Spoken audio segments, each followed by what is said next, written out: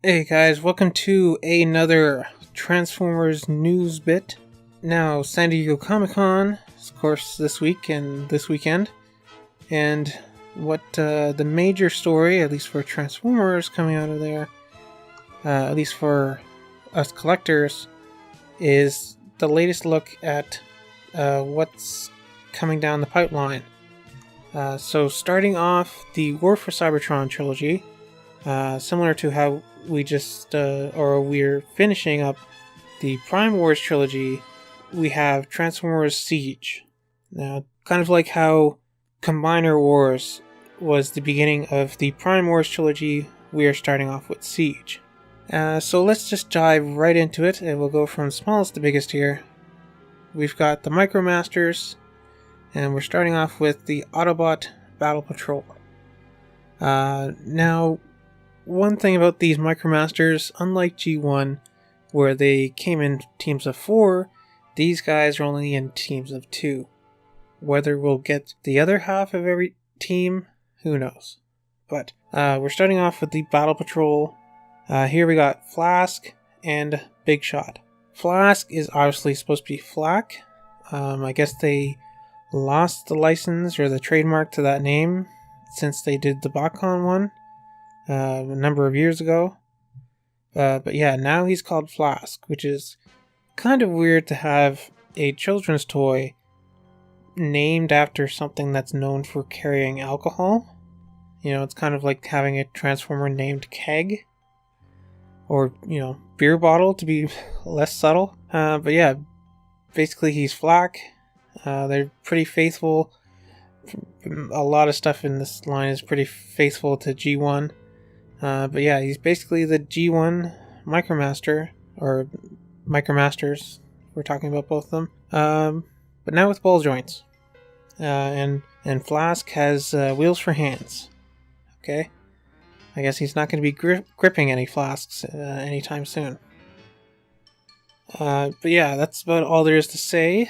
Just keep Big Shot in your mind, as we now go to the Autobot Rescue Patrol with Red Heat and Stakeout. Now, if you're a fan of, I believe it was Victory, you'll know Stakeout better as Holly, the kid's companion robot character from that show. Basically kind of like the wheelie to Daniel, if you will. And he has some Cybertronian writing on the side of his car mode. But fortunately, it just says police. Yes, that's the translation. It just says police. Nothing controversial here outside of that.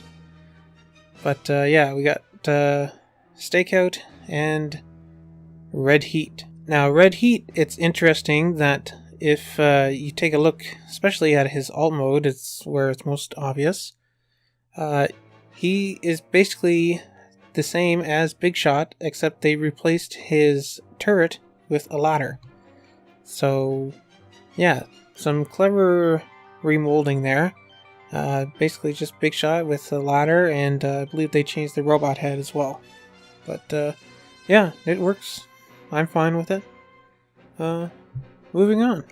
And for the last of the Robot Masters, or Micromasters, not Robot Masters. This isn't Mega Man, although there was a Robot Masters Transformers series, which was really good, but I digress. The last of the Micromasters, we have the Autobot Racecar Patrol. So, we have 3 patrols in this line.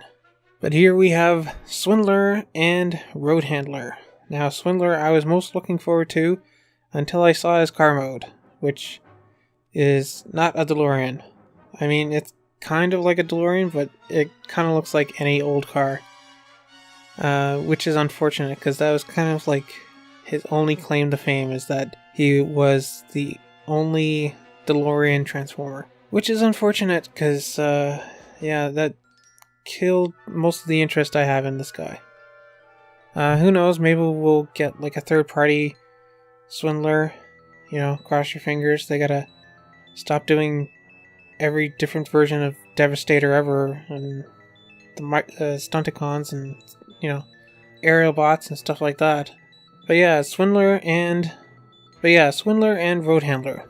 Again, they're pretty faithful to their G1 toys, just kind of a little bit more articulation thanks to the ball joints. Moving on to the Battle Masters, we have the only Battle Master shown, or at least the only new one, other than the preview we got a few days ago, which I don't believe I covered, but short and sweet is Sideswipe looks like Sideswipe, the Masterpiece version in robot mode, and it looks like a cyberpunk car in vehicle mode. Optimus looks terrible in truck mode, and his robot mode looks like Optimus Prime. Like it's pretty much there. And the previous Battle Master, I forget his name. It was some take on Firebolt, but he looks okay. He's a Target Master, basically.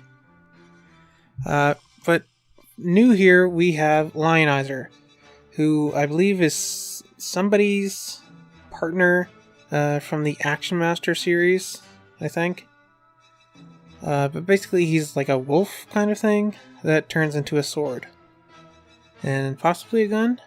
I guess it could be a gun as well.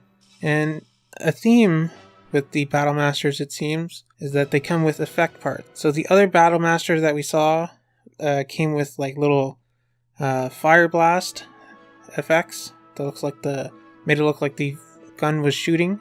And this guy comes with like a flame swoosh that makes it look like the sword is doing like anime swooshes. So yeah, he's a little wolf sword guy. So yeah, I guess pick him up if you're really into that. Moving on to the deluxe classes, we have Chromeia. Now Chromeia is basically just Power of the Prime's Moon Racer, but she's not. She's seemingly a completely new mold, but heavily based on that Power of the Prime's Moon Racer. I almost said Chromeia. But Chromeia here, yeah, she looks like Chromeia. Now the CG images that are shown don't look too bad, but maybe it's just the painted prototypes they have on hand, but I think it looks really bad. This line, apparently one of the gimmicks of this line is they have a lot of greebles or gribbles or what however you want to pronounce it. Basically, look at like anything in Star Wars. Any like ship or anything is kind of just like a basic shape. You know, like you have like your Star Destroyers or stuff like that. They're basically just kind of like these wedge shapes. You know, the Millennium Falcon is basically like kind of like a disc shape with like some protrusions. If it wasn't covered in like what is known as greebles or whatever, if it wasn't covered in like all this techie detail, it would look horrible. Like if you had like the Death Star that wasn't covered in all this detail, it would just look like a beach ball. So I believe they've tried to do that here with Siege, which is supposed to be like a pre-G1 or like before Earth. So everybody's got Cybertronian modes. It's all techie kind of details. But to me, it just kind of looks like, when you see somebody's custom and like they have a good idea, but they just put the paint on way too thick. It's kind of that. It's like it should be smooth, but it's all like bumpy and craggly and, you lose, there's something to be said about, just clean, smooth lines. But yeah, I guess if you're into the Greebly Star Wars-ish look, this Chromeia might be good for you, but personally I'll be sticking with my good old Generations one. That was a remold of Prime RC. But moving on, we have Deluxe Class Cog.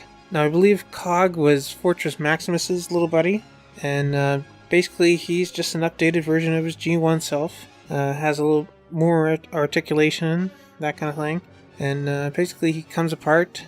You can use his guns as guns, you can use his arms as guns, you can use his legs as guns. But you can't use his chest as guns. That's a shield. Basically, he's just G1 cog, just updated. And apparently there's a 6-gun coming down the line. So I imagine that 6-gun will probably most likely just be a repaint, maybe remold of cog. But next up we have Autobot Hand. Not much to say, he's Autobot Hand. He can probably be repainted and remolded into Roadbuster if they were so inclined. But yeah, he just looks like Hand. He's not quite the Jeep that he was in G1. He's kind of just a covered, armored, Jeepish kind of vehicle. Again, he looks more like Roadbuster in vehicle mode, but yeah. Next up we have Ironhide. He looks very much like a Cybertronian Ironhide. He reminds me a lot of Energon Snowcat, the way it seems like you just fold his arms and legs behind the chest, and there you go. He's transformed into a vehicle mode. But yeah, he's basically Ironhide. Not much to say, other than that. Looks like they gave him Prime Ultra Magnus's weapon that is a missile launcher that turns into a hammer. But yeah, he's Ironhide. I have no doubt we'll probably get like a Ratchet repaint out of him, and who knows. And last but not least, we have Leader Class Ultra Magnus. Now this Ultra Magnus is interesting because I believe it's the first time since G1 that we had an Ultra Magnus that had both his armored mode and his white Optimus mode. Even the masterpieces. The first masterpiece was just a straight repaint of the MPO1 Optimus Prime, just a straight white Magnus, no armor, no trailer, nothing. And then when we did eventually get a masterpiece Ultra Magnus, he only changed from his armored mode to his vehicle mode, and no inner white Optimus to be found. So this is really the first time since G1 that we've had both the armored robot mode and the white Optimus version, which is funnily enough different from the Voyager Optimus. So I'm wondering, like, why didn't they just reuse this one? Because this looks very much like, you know, Optimus Prime. A little strange. But basically, other than the white Optimus, which can also detach and become just a standalone cab, he changes from a very G1 looking Ultra Magnus to a very robots in disguise / car robots Ultra Magnus, which is I'm just wondering now, like, why can't we just get a robots in disguise Ultra Magnus? But yeah, I'm not hugely thrilled with Siege. I'll admit I was kind of hoping we would get more Beast Formers after, you know, Optimal Optimus, but yeah, I don't think for the most part I will be picking any of these guys up.